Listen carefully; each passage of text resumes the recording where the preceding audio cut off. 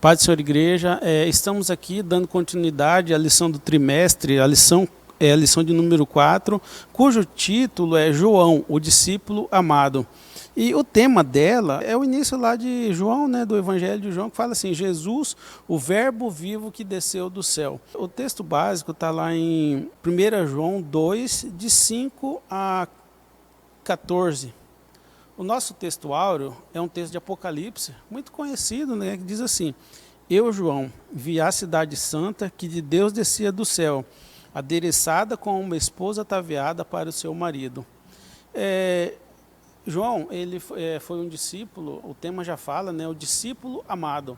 E o interessante é que o próprio João fala dele mesmo, e foi registrado ao longo da história. Ele diz por diversas vezes que aquele discípulo a quem o mestre amava. E assim, o interessante é que ele tinha uma plena convicção do que ele estava falando, ele tinha uma certeza daquilo que ele estava falando, tanto que resistiu ao tempo. E está escrito, está registrado na Bíblia, exatamente isso, aquele discípulo a quem Cristo amava. E o interessante é, trazendo para os dias de hoje, trazendo para os dias atuais, é uma das coisas que a Bíblia nos diz muito forte, é quando nós assumimos a identidade de sermos crentes, salvos em Cristo Jesus, de sermos filhos de Deus, e como a maior característica de Deus é o nosso amor, é o amor por nós, o amor dele por nós, nós temos que ter essa plena convicção, que independente do que nós sentimos ou nós achamos, nós temos que ter a plena convicção de que nós somos amados. E João já traz essa lição. João, no início já coloca, eu sou amado de Deus, ponto, eu não tenho a menor dúvida. Tanto que se a gente for ver, a gente vai ver aqui na lição que João, ele foi alguém que foi perseguido, ele foi alguém que tentaram matá-lo num caldeirão de azeite fervente. Ele não morreu, tá, gente? Neste momento, ele não morreu. Tentaram fazer isso com ele, prenderam ele, deixaram ele exilado numa ilha, mas ainda assim, ele sabia, quando ele vai escrever quem João é o discípulo amado. Então, não foi circunstância que determinou quem ele era, ele tinha plena convicção. Eu sou amado, ponto. E mais do que isso, ele tinha plena convicção de que o ministério dele era pregar o evangelho ao redor do mundo. Tanto que hoje, historicamente, em outras fontes históricas que não a Bíblia, você vê João na Ásia Menor abrindo várias igrejas. Você vê nos primeiros pais da igreja relatando a respeito do ministério de João. Você vê discípulos de João, evangelista, fazendo o mesmo papel que ele, que é evangelizar, que é servir a Senhor, que é ser testemunho ao longo da história. A palavra introdutória dessa lição diz assim, João foi testemunho ocular da maioria dos milagres operados por Jesus e esteve presente nos mais diversos momentos do ministério terreno do Messias, seja aí o momento do ministério dele, o início do ministério, os milagres, o primeiro milagre lá em Canaã da Galiléia, quando ele faz o milagre no casamento, lá ele multiplica o vinho, a multiplicação dos pães, a cura de leprosos, de coxos, a ressurreição de Lázaro. Então, ao longo do ministério terreno de Cristo, João estava ali. João estava ali aprendendo o que Cristo falava, o que Cristo fazia, o testemunho que ele dava. Ele sabia exatamente como Cristo se portaria. Tanto que a gente vai ver ao longo da lição que João, ele era um dos mais próximos de Cristo. Quando Jesus foi aconteceu a transfiguração de Cristo, quem que estava ali do lado? Pedro, Tiago e João. Quando Cristo escolheu pessoas para ir operar o milagre da ressurreição da filha de Jairo, quem que estava ali dentro da casa de Jairo? Pedro, Tiago e João, mais uma vez. Isso mostra o quê? Mostra intimidade, gente. Isso mostra proximidade, mostra comunhão. E aí o meu desafio para nós como igreja é quem tem sido seus companheiros, quem tem sido as pessoas próximas de você, quem tem sido aquelas pessoas que no momento do apuro ou no momento da necessidade está perto de você. E a gente vê também mais para frente ali que depois da morte e ressurreição de Cristo, João estava ali junto de Pedro. Foram operar o milagre junto, pregaram junto no Pentecoste, estavam os dois ali do lado. Quando houve a prisão, os dois foram presos também. E aí você percebe que, mais uma vez, João dá o testemunho. Depois de ser preso, ele fala, eu prefiro obedecer a Deus do que obedecer a homem. Mesmo que os sacerdotes falem que eu não posso pregar, eu vou pregar, porque eu tenho que obedecer a Deus. E o mais interessante é que depois que eles são soltos, ali, eles são proibidos de falar de Jesus, eles continuam falando de Jesus. Eles são soltos depois desse momento, eles saem alegres, porque para eles era uma honra ser perseguido por amor a Cristo. Então eles tinha sido perseguido, ele tinha sido apanhado naquele momento, já tinha sido sofrido por amor a Cristo, e ainda assim se sentia orgulhoso. Por quê? Porque ele sabia quem ele era em Deus, ele sabia que Cristo era o verbo vivo que descia dos céus, e se estava acontecendo daquela forma, é porque Cristo permitia, porque Deus permitia. Então ele sabia, assim, com plena convicção, o que estava acontecendo naquele momento. Ele sabia que Cristo não ia o abandonar, tanto que antes da ascensão de Cristo ao céu, ele falou, vamos mandar o Consolador e ele vai estar com vocês todos os dias. E ele sabia quem estava com ele, ele sabia que o Consolador estava com ele, mesmo sofrendo perseguição. E, assim, dando continuidade na lição, assim, existe uma descrição de João, né, aqui, e aqui fala das origens. João era pescador, né, filho de pescador. Ele tinha o outro irmão também, Tiago, que também era pescador. E aí você percebe que naquele lugar você herdava pela cultura do lugar, né? Você herdava a profissão do pai. Então, logicamente, o pai dele era pescador. E Zebedeu, no caso, o pai dele. E a família dele, o pai Zebedeu, o irmão Tiago, no caso a mãe Salomé, a gente percebe que era uma típica família judaica, uma típica família que seguia as tradições, que seguia a cultura daquele lugar. Mas o interessante é que quando Cristo chega para os discípulos que estavam ali perto dele, ele inclusive, e faz o chamado, a partir de agora eu vou fazer vocês eu vou preparar vocês, eu vou cuidar de vocês, eu vou treinar vocês para que a partir de agora vocês sejam pescadores de homens. E ele entende esse chamado. Ele sabe disso, mais uma vez, ele sabe quem ele é em Deus, ele entende. E outra coisa, assim, lógico, é uma revelação que Deus deve ter dado para ele só para ele naquele momento, mas ele entendeu quem era o Messias e ele seguiu, simplesmente obedeceu. A gente não vê na Bíblia, em momento nenhum, ele questionou, em momento nenhum, dúvida, não, simplesmente seguiu. Os últimos dias de João, assim, dele propriamente, ele passou preso em Patmos e foi lá que ele teve a revelação. Só que um pouco antes disso, ele na Ásia Menor, ele abriu várias igrejas. Ele abriu, hoje, onde a gente conhece como uma parte da Turquia ali, foi alguns lugares que ele abriu várias igrejas. E os pais da igreja, quando você lê a história, você vê as igrejas que ele abriu, Esmirna, Éfeso, ele inclusive foi o dirigente da igreja de Éfeso, então, e fez vários discípulos ali. Então, assim, a partir de João, nasceu-se várias outras igrejas. E aí, mais uma vez, João, o apóstolo do amor. E aí, aqui, eu, assim, fazendo um apanhado dentro da Bíblia, dos livros que ele escreveu, João, ele escreve muito sobre o amor, ele fala muito sobre o amor. Só que, assim, a coisa mais forte que a gente pode ver quando fala o apóstolo do amor é o amor dele revelado, na verdade, mostrado quando ele deitava na ceia, né, Na descrição da ceia fala que ele deitava no peito de Cristo, do Mestre. Ele se deitou no peito do Mestre. E aí você percebe que ele, assim, um momento de comunhão, de intimidade, de proximidade. E mais do que tudo, de desprendimento. E aí, muito mais do que até as palavras, são as ações de demonstração do amor. Não era o amor dele, nem para as pessoas, mas era do amor de Deus para ele. Lógico que se a gente for ler as cartas, o Evangelho e o Apocalipse é um pouco menos, mas você vê que assim, a forma paterna, a forma de escrever de João, ela é uma forma bem paternal. Filhinhos, façam isso, pais, façam disso.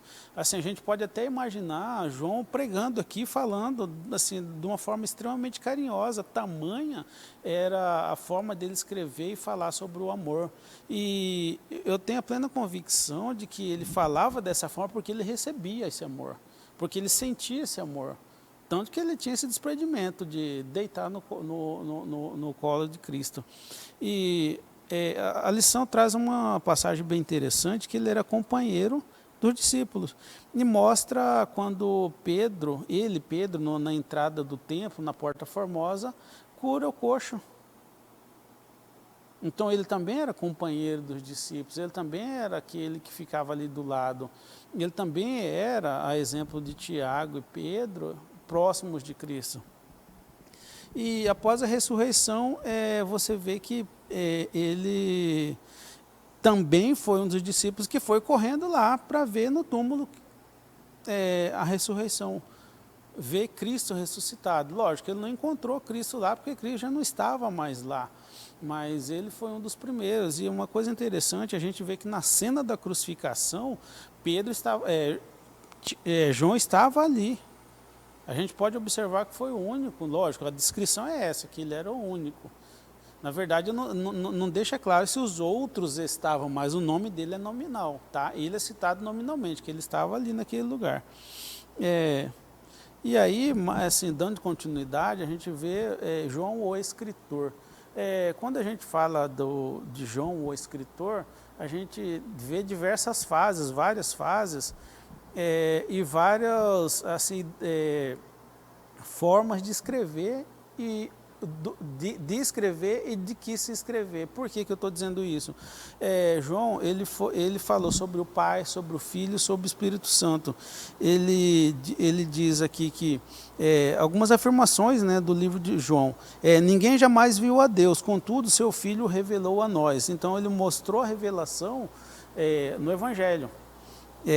A revelação do Pai através de Jesus Cristo. Deus é o supremo criador de todas as coisas. A revelação de Deus transcende os limites culturais, étnicos e religiosos.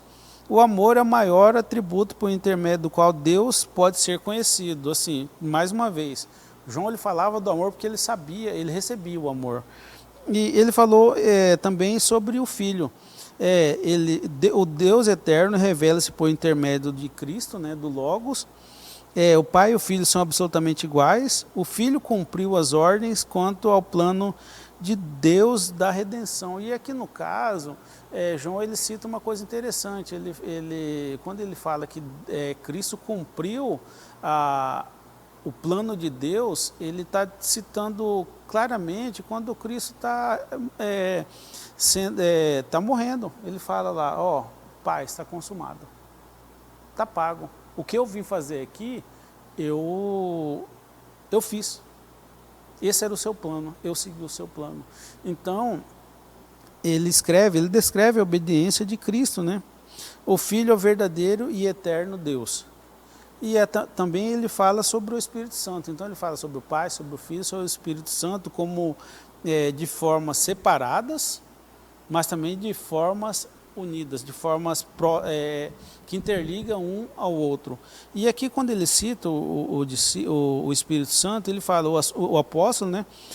O apóstolo dá mais ênfase ao Espírito Santo do que os 3 evangelhos sinóticos juntos.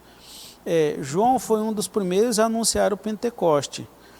João mostra o lugar preponderante do Espírito no projeto da redenção do pecador. O Espírito é o Paráclito, o ajudador, o advogado, o divino mestre.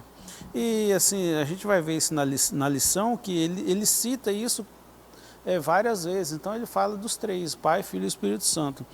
E aqui o Evangelho, ele também escreve o Evangelho, que é, na verdade, eu acho que é o mais conhecido. E João, ele assim, quando ele escreve o Evangelho, ele não está escrevendo para um grupo específico de pessoas. Eu poderia dizer que o Evangelho de João, ele seria o Evangelho universal. Ele atinge todas as camadas sociais, todos os grupos étnicos e culturais. Por quê? Porque quando Mateus, Mateus e Lucas escrevem, cada um tem uma função, ou escrever para os judeus entenderem quem é Cristo, trazendo a genealogia, ou escrever para os gentios, descrevendo como um Cristo, um Deus, Jesus, lá da Galiléia, lá da Judéia, se revela para o mundo. Mas João, ele simplesmente traz Cristo como Filho de Deus, independente de todas as coisas, independente de cultura, independente de lugar, independente de classe social, mesmo que fosse para o servo, para o senhor, para o rei ou para o escravo. Ele está trazendo a revelação de Deus ao mundo, tanto que aqui no início ele fala, Cristo, ele esteve na criação como um todo, ele fez parte da criação e sem ele nada do que fez poderia ser feita. Então ele está colocando, gente, independente de onde você nasceu, de onde você veio, esse é o Filho de Deus, esse é o próprio Deus, esse é o Deus que veio ao mundo, foi perseguido, morreu e ressuscitou, e ele veio para nos salvar. João está deixando essa mensagem muito clara.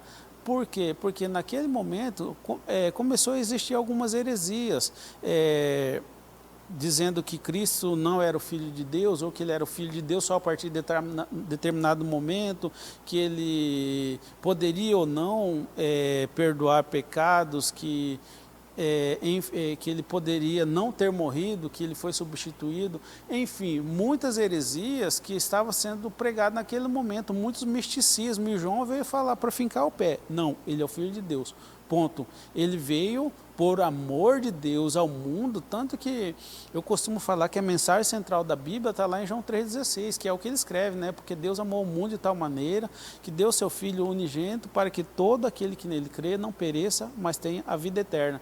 Então, quando João está dizendo isso, ele está dizendo, gente, Deus, ele amou todos vocês aí. Mas ele amou tanto que ele deu o que ele tinha de melhor em troca da redenção de cada um de vocês, independente da sua cor, da sua raça, do seu credo, independente do lugar que você nasceu, independente de todas essas coisas, ele deu o que ele tinha de melhor em troca da sua redenção. E aí, ele, assim, eliminando todas as heresias que dizia que Cristo poderia não ser o Filho de Deus, que Cristo poderia ter sido substituído naquele momento da cruz. E então João, ele chega escrevendo o Evangelho nesse momento, que para afirmar a identidade de Cristo, a identidade do Filho de Deus. E as epístolas, são 3 as epístolas que João escreve, cada um tem uma característica interessante. Uma delas é um sermão, na verdade é um sermão, ele dá ênfase especial à vida, à luz e ao amor, palavras que ele repete exaustivamente nessa primeira carta, na verdade é o primeiro sermão dele. A segunda carta, a segunda epístola, ela é bem curtinha, são só 13 versículos, ele se identifica como um ancião. Lógico, ele já está velho, né, como a gente falou aqui, ele já está escrevendo na idade avançada, e encaminha a carta a uma senhora eleita e seus filhos. E aqui o autor, ele sugere que pode ser que ele esteja escrevendo a uma igreja, faz todo sentido, que pode ser uma igreja, não necessariamente uma mulher, mas pode ser a igreja. E a terceira epístola, ele está escrevendo para uma pessoa, tá, em específico, é Gaio, provavelmente algum gentil, né, das regiões que ele esteve criando igreja, pregando e cuidando e dirigindo. E aí ele menciona 2 pessoas, uma que é Diótrefes, que fazia oposição ao apóstolo, ele procurava lugar de eminência entre eles, e Demétrio, cujo testemunho era conhecido de todos. E aí O outro escrito de João é o Apocalipse, que é bem conhecido, né? Assim, só a título de curiosidade, o Apocalipse quer dizer revelação. Mais do que uma palavra catastrófica, como possa aparecer em língua portuguesa, Apocalipse quer dizer pura e simplesmente revelação. E nós que somos salvos em Cristo Jesus, eu gosto muito dessa ênfase, que Apocalipse está trazendo o que iria acontecer nos últimos dias, o que iria acontecer no mundo atual. Muito mais forte do que dizer que era nos últimos dias, eu posso dizer que seria no mundo atual. A gente vê assim, vários estudos escatológicos que diz que o Apocalipse, várias fases dele já está acontecendo. Um selo se abriu, o segundo selo se abriu, o terceiro selo se abriu. Não vou entrar nesse mérito, mas existem sim essas teses, né, de que os selos alguns deles já foram abertos. Então, o Apocalipse traz muito do que já está acontecendo, tá? Do que a igreja já vive, do que o povo de Deus já passa. Muito do que está escrito ali, foi revelado no Apocalipse, nós já vivemos, nós já passamos, já estamos passando. E o interessante é que se a gente for ver o final de Apocalipse, nós vemos, e eu gosto muito dessa frase que João escreve, Apocalipse 21:4. E essa passagem ela traz muito consolo para nós que somos salvos em Cristo Jesus, é saber que tudo vai passar, todas as crises, todas as lutas, todas as nossas angústias, todas as perseguições que o povo de Deus passou e passa ao longo da história, aqui eu vejo como uma palavra de consolo de Deus para nós. O Apocalipse 21:4 diz assim: Deus enxugará de seus olhos toda lágrima, não haverá morte, nem pranto, nem clamor, nem dor, pois já as primeiras coisas são passadas. E aí a gente percebe que o livro de Apocalipse, ele é para nós, crentes salvos em Cristo Jesus, um alento, uma forma de Deus nos dizer, é o seguinte, vai acontecer tudo isso que está aí. Vai se abrir os selos, vai vir crise, vai vir pandemia, vai vir guerra, vai vir doença, vai vir perseguição, vai vir um monte de confusão, mas o resumo de tudo está aqui. Não haverá mais morte, não haverá mais dor. As coisas velhas já passaram, e eis que tudo se fez novo. Assim como João, que nós possamos não só ver, mas vivermos os ensinamentos do Mestre. Deus abençoe a todos. Paz do Senhor.